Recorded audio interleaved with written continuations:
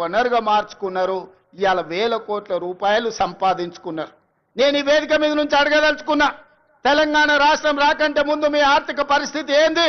ఇవాళ మోయినాబాద్లో హరీష్ రావుకు ఫామ్ హౌస్ ఎట్లొచ్చింది? జన్వాడలో కేటీఆర్కు ఫామ్ హౌస్ ఎట్లొచ్చింది? గజ్వేల్ ఎర్రవల్లిలో కేసీఆర్కు 100 ఎకరాల ఫామ్ హౌజులు ఎట్లొచ్చినాయి? ఇవాళ టీవీలు ఎట్లొచ్చినాయి? పేపర్లు ఎట్లొచ్చినాయి?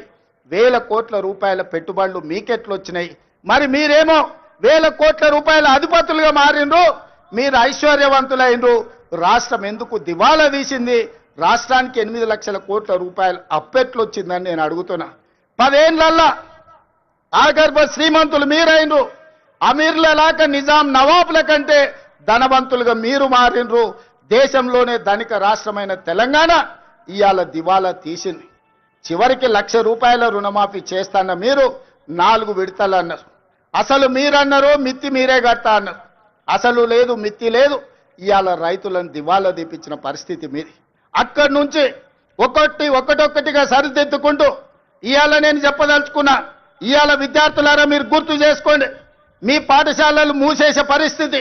వేలాది పాఠశాలలు మూపించండు. ప్రభుత్వం నోటిఫికేషన్లు ఇవ్వలే.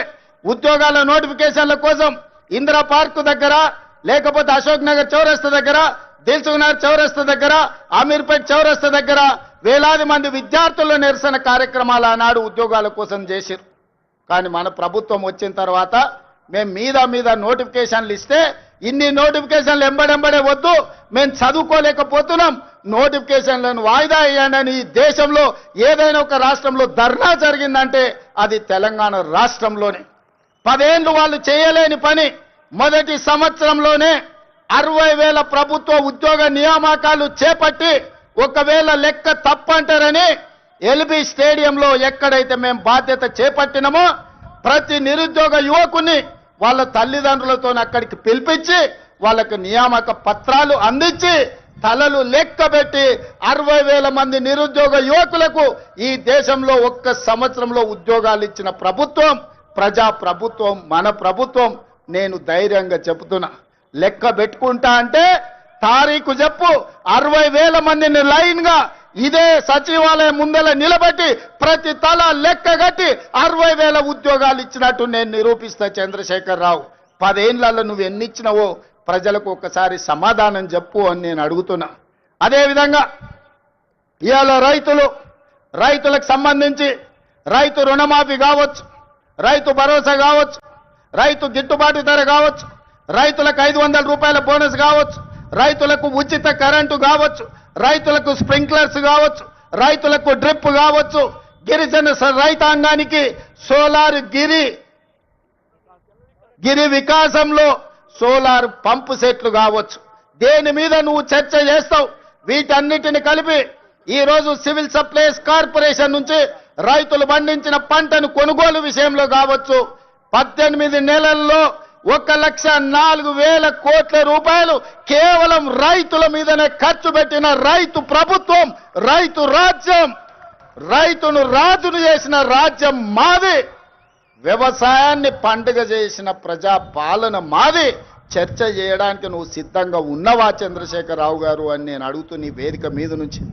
మీరు కాళేశ్వరం ముసుగులో 1,00,000 కోట్ల రూపాయలు మీరు కొల్లగొడితే 18 నెలల 1,04,000 కోట్ల రూపాయలు రైతాంగానికి అందించి రైతులను ఆదుకున్న చరిత్ర మాది. వ్యవసాయం అంటే 10 మందికి సాయం, రైతును రాజును చేయాలి, వ్యవసాయాన్ని పండుగ చేయాలన్న ఒక ఉక్కు సంకల్పంతో ఎన్ని కష్టాలు వచ్చినా ఎంతమంది తిట్టినా తిట్లన్నిటిని ఓర్చుకొని ఇవాళ ఈ ప్రజా ప్రభుత్వాన్ని ముందుకు తీసుకెళ్తున్న మిత్రులారా, ఇవాళ మహిళల విషయంలో మీరు చూడండి, ఆర్టీసీలో ఉచిత ప్రయాణం కావచ్చు, ఆడబిడ్డలకు పెట్రోల్ బంకుల నిర్వహణ కావచ్చు, ఆడబిడ్డలకు సోలార్ బిజినెస్ కావచ్చు, అదానీ అంబానీలతో పోటీ పడే విధంగా ఇవాళ 1000 మెగావాట్ల సోలారు విద్యుత్ ఉత్పత్తి సామర్థ్యాన్ని విద్యుత్ శాఖతో ఒప్పందం చేపించి 1 కోటి మంది మహిళల్ని కోటీశ్వరులను చెయ్యాలని ఉక్కు సంకల్పంతో ఇవాళ మేము ముందుకు వెళ్తున్నాం.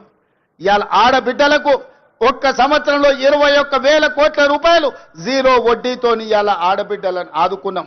అదే కాదు, హైటెక్ సిటీ పక్కన విప్రో ఇన్ఫోసిస్ కార్పొరేట్ కంపెనీల పక్కన 4 ఎకరాలు శిల్పారామం పక్కన ఇచ్చి 150 షాపులు సెల్ఫ్ హెల్ప్ గ్రూపులు ఉత్పత్తి వస్తువులను అమ్ముకోవడానికి ఇవాళ వాళ్ళకి అక్కడ స్థలాన్ని కేటాయించడం.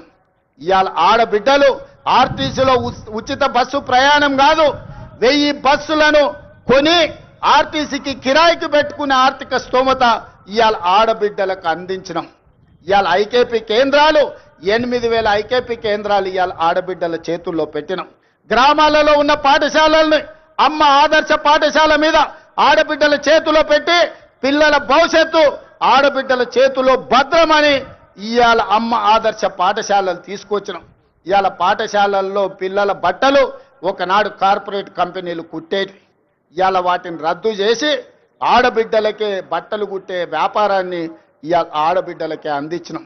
ఇప్పుడు పాఠశాలల్లో తిను వస్తువులను, కూరగాయలను, పాలు, పండ్లు అన్ని సరఫరా ఒకప్పుడు వ్యాపారాలు కార్పొరేట్ సంస్థలు చేస్తుంటే వాటన్నిటిని రద్దు చేసి స్వయం సహాయక సంఘాలకు అందించి ఇవాళ ఆడబిడ్డల చేతుల్లో పిల్లల భవిష్యత్తు భద్రంగా ఉంటుంది అని ఇవాళ ఆడబిడ్డలకు అప్పచెప్పినాం. అందుకే మిత్రులారా, రైతులు కావచ్చు, మహిళలు కావచ్చు, నిరుద్యోగ యువకులు కావచ్చు, ఈ ప్రజాపాలనలో భద్రంగా ఉండాలి అని మేము ఈరోజు ప్రయత్నం చేస్తున్నాం. అందుకే ఈ వేదిక మీద నుంచి 4 కోట్ల తెలంగాణ ప్రజలకు విజ్ఞప్తి చేస్తున్నా. ఆలోచన చేయండి, అంచనా వేయండి, బేరీజు కట్టండి. 10 ఏళ్ల వాళ్ళ పాలన ఎట్లుందో, 18 నెలల్లో మా మిత్రుల పరిపాలన ఎట్లుందో మీరు చర్చ పెట్టండి.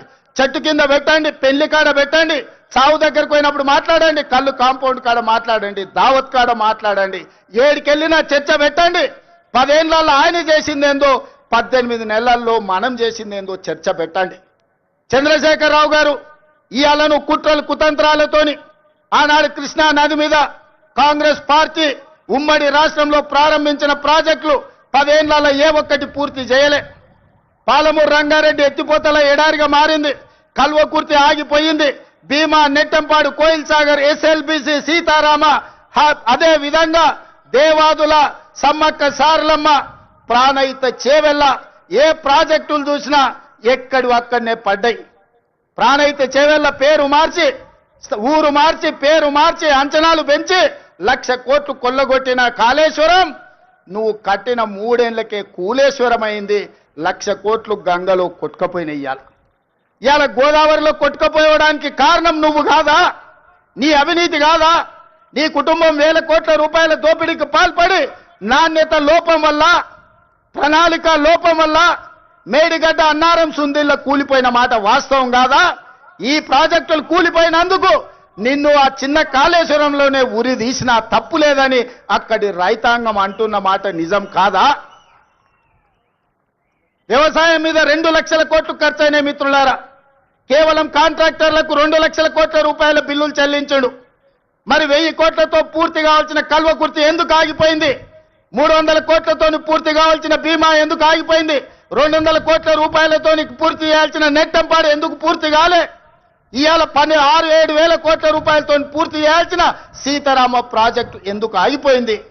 ఇవాళ ప్రతి ప్రాజెక్టు దేవాదుల 12,000 కోట్ల రూపాయలు ఖర్చయినాయి.